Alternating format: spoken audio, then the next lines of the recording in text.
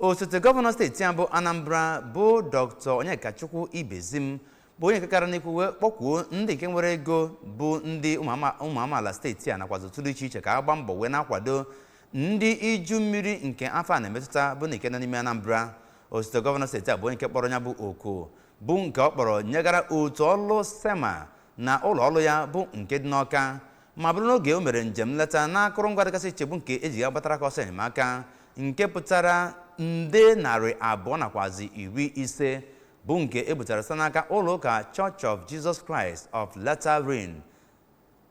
Saints n'ime bụ nke ha bunyere gọọmenti steeti a iji wekpatara ndị iju mmiri nke afọ metara n'ime steeti a ọsọ enyemaka. Onye nta aka mbụ Emmanuel Okonkwo ga-ewetara gị akụkọ a n'uso.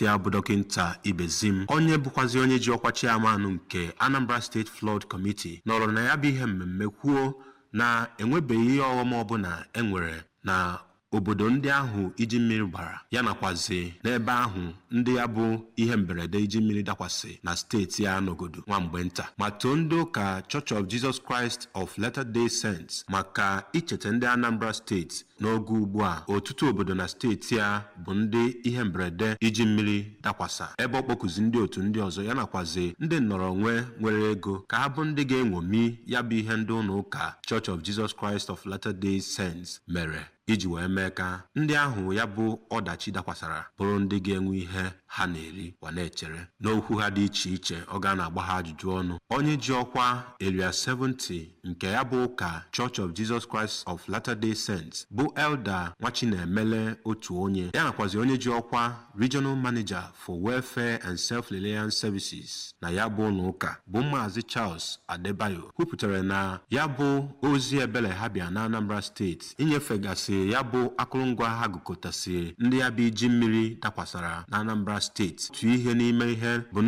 n'ime ihe ndị ụlọ ụka ahụ na-eme iji wee nyere obodo aka ma nyekweziere ndị ụwa na-atụ n'ọnụ aka ebe ha kweziri nkwa na ha ga-aga n'iru ijikọ aka ọnụ ya na gọọmenti Anambra wee hụ na ndị ọ na-enweghị ka ọra n'obodo a bụ ndị a ga-enyere aka otu o si wee kwesịe site n'ụlọ ọrụ State Emergency Management Agency dị n'Ọka. Abụ m Emmanuel Okonkwo.